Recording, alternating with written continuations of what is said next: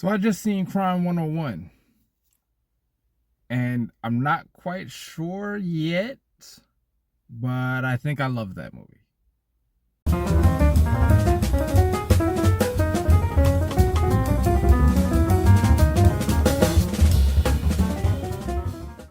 All right, so Crime 101 stars the Avengers, well, two of them, and Catwoman, ergo Halle Berry, Chris Hemsworth, and Mark Ruffalo. It's your typical thief. He, robs here, robs there, blah blah blah.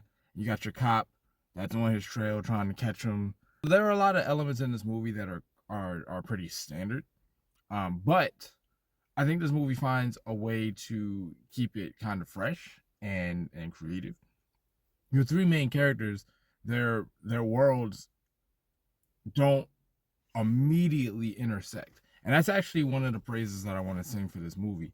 When it starts, you kind of go, okay, how are all three of these people's lives going to intersect? You figure Mark Ruffalo and Chris Hemsworth will naturally come to blows because one's the cop and one's the thief. So you're like, okay, that speaks for itself.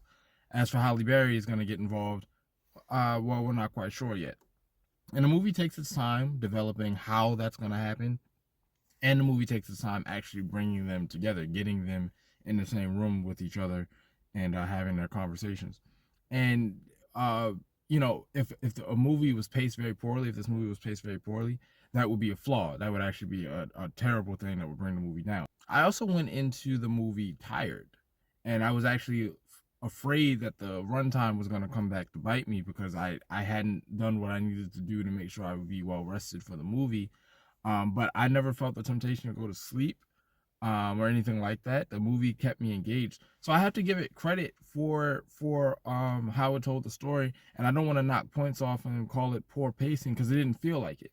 Now, perhaps somebody else would, as they watch it, they're like, okay, this could have been done better. But I just didn't feel that way. I like that we got time to spend with the characters and examine their lives and what was going on with them, flesh them out as three-dimensional characters. Now this is not your cat and mouse game.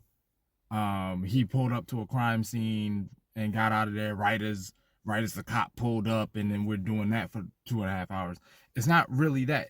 It's a very understated movie. That's how I described it to my wife. It's a very understated movie. I would say that a lot of the action scenes had, I don't know if it's shaky cam, too many cuts, or both. But that was actually getting on my nerves every time. Like it felt like they could not stay on one shot for like more than a second. And I don't know if that's to cover up the issues with the action. I don't know if they just thought they were being stylistic, but the action was a little too chaotic for me to really buy into. And it's not an action movie. I didn't see a trailer for this movie, so I don't know what the trailer presents the movie to be, but it's not an action movie. If you're expecting that, I don't expect that. This is a character piece. I would say. Now that's a bit of a pretentious term, honestly, and you might sit down and watch this and be like, that it's not worthy of that term. But I would classify it as a character piece. You spend a lot more time with the characters developing than you do with the pursuit and pursued aspect of the movie. There are some decent twists and turns in it. Nick Nolte, man, I love seeing him on screen, and I don't know if he was playing the character this way specifically, but my man's getting old.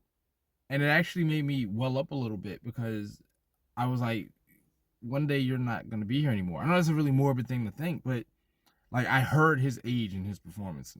And again, maybe he chose to play the character that way. But I was listening to him and I was like, oh man, you're a great guy and you're getting up there. That's not to say his performance was bad. It's just to say I could hear his age.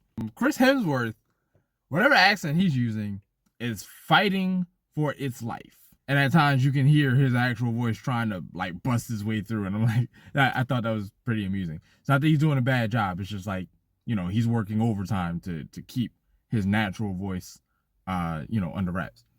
But all in all, I thought it was a great movie. Like I said, when I got to the end of it, I was like, do I love this movie? I might love this movie. If you find the time, go watch it. If you like those cat and mouse chases, detective, cop, criminal, whatever, but you feel like it's a little played out or whatever, I give it a shot. It does have a refreshing approach to that type of movie.